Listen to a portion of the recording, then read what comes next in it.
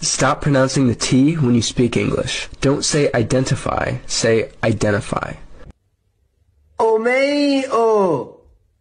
I. O. Al. A. او. خب این که حالا یه شوخی بود، ولی واقعا تی کجا حذف میشه؟ Please just tell me. مورد اول زمانی هستش که تی بعد از حرف ان قرار میگیره و بعد از اون یک حرف صدا دار که در این مواقع ان تو دماغی میشه، مثل اینترنت که میشه اینترنت.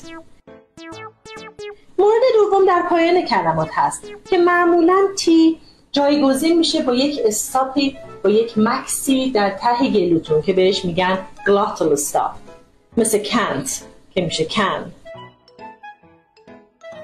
مورد بعدی زمانی که بعد از تی یه حرف بی صدای دیگه قرار بگیره معمولاً تی تلفظ نمیشه، مثل exactly که میشه exactly.